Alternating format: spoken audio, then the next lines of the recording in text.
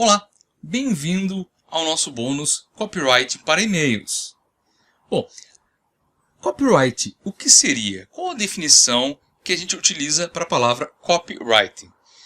Copyright tem sido definido como a arte de escrever persuasivamente, ou seja, a arte de convencer escrevendo em maneira escrita. Então, antes de a gente começar a escrever de uma forma persuasiva, é preciso a gente ter em vista para quem a gente vai escrever. Para qual é o lead, para qual é o avatar, alguns chamam de prospecto, outros chamam de persona, mas principalmente para quem a gente vai escrever o texto. Seja um título de e-mail, seja o corpo do texto, seja uma carta de vendas ou algum anúncio no Facebook. A gente precisa ter em mente sempre qual o público-alvo, para quem está se dirigindo a nossa escrita. Bom, dito isto, nós sabendo quem é o nosso público-alvo, a gente vai pensar em qual seria o problema do nosso público-alvo, ou problemas, qual a dor do nosso lead, do nosso prospecto. Qual a necessidade, por que o nosso prospecto estaria procurando ou precisando do nosso produto, ou quem sabe ele nem pensa ainda que precisa do seu produto.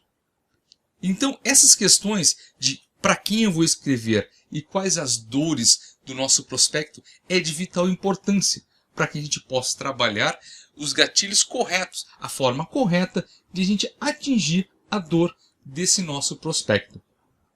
Então, a gente pensa assim, qual o produto que o nosso prospecto está procurando? O que o nosso produto vai resolver na vida do nosso lead? Quais as dores do nosso lead? Qual a necessidade que ele enfrenta, que ele procura, que ele quer resolver? Também a urgência dessa dor. Se é algo urgente, se é algo que ele está protelando. Então, muito importante, antes de mais nada, antes de a gente entrar a fundo na escrita persuasiva, a gente saber para quem a gente está escrevendo e quais as necessidades desse nosso prospecto.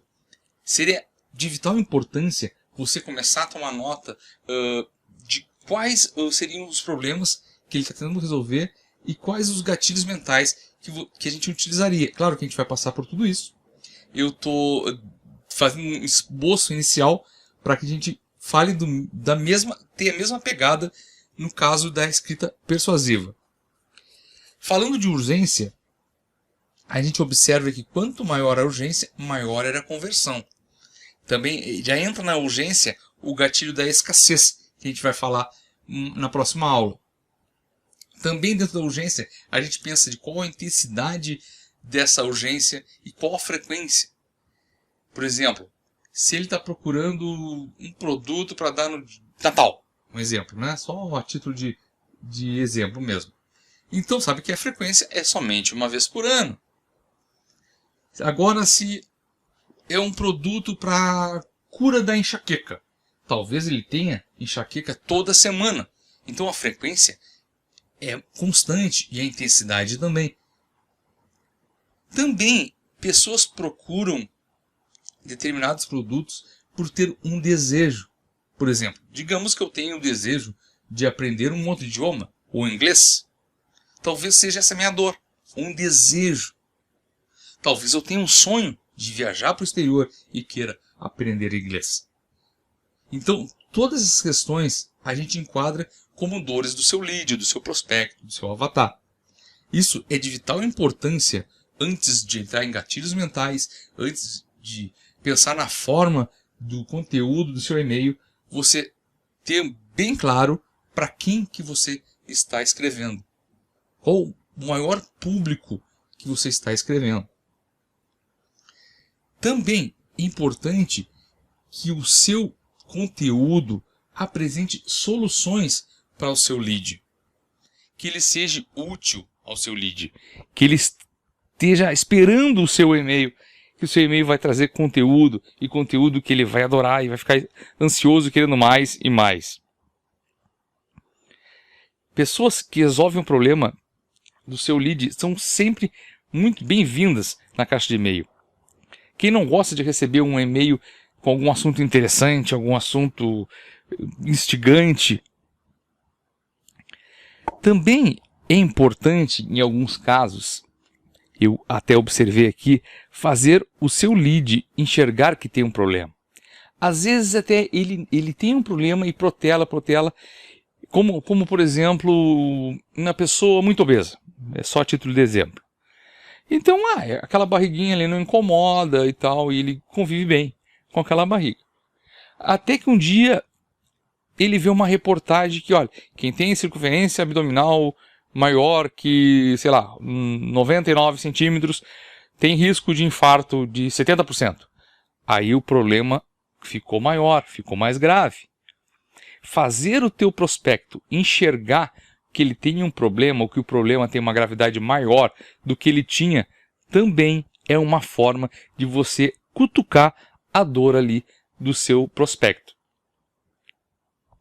Falando mais em avatar, você pode chamar ele de lead, de prospecto, a definição que você preferir. Eu costumo usar muito o avatar, prospecto, lead. Também existem tipos de pessoas. Importantíssimo a gente observar quem é o nosso avatar. O que o nosso avatar faz? Qual o grau de instrução no nosso avatar? Se ele estuda, se ele está no primeiro grau, no segundo, ele faz faculdade, mestrado, doutorado. Se ele torce para o time A, para o time B, dependendo do produto que você trabalha. Se o nosso avatar ele é casado, se ele é solteiro. Se ele é jovem, se ele é adolescente, se ele é adulto, se ele é pai de família. Se ele tem filhos, quantos filhos ele tem. Essas questões servem para você determinar qual tipo de conteúdo você vai enviar para o seu avatar. Você pode fazer várias segmentações para o seu prospecto.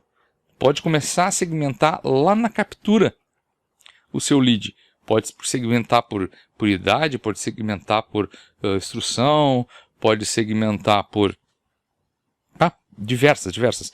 Tanto você pode segmentar na captura, você pode segmentar na hora que você está fazendo um anúncio lá no Facebook Ads.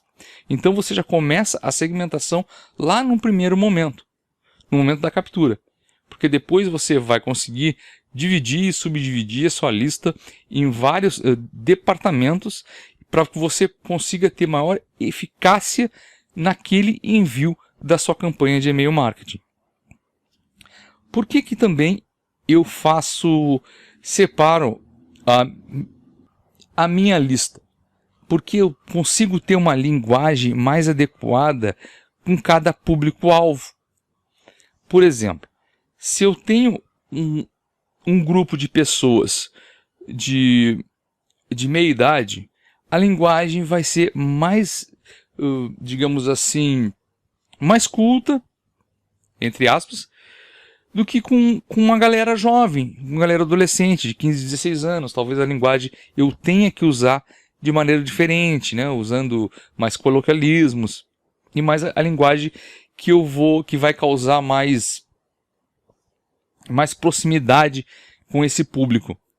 Se eu estou escrevendo para um público de advogados, eu vou usar uma outra linguagem para mim ficar mais próximo com o público-alvo. Também eu observei aqui de sempre, em cada e-mail, de cada contato com o seu prospecto, você oferecer algo único, algo de valor que resolva ou que amenize aquela dor, aquela angústia, aquele desejo do seu avatar. E é claro, como eu falei anteriormente, cada público você vai diferenciar um tipo de comunicação. Certo? Então, é importante você começar a segmentação da sua lista já lá na captura. E particionar em várias listas de acordo com a segmentação. É claro, segmentação por produto, dentro do produto, e por segmentação da lista por sexo, por idade, por grau de instrução. Aí você que vai definir o tipo de segmentação.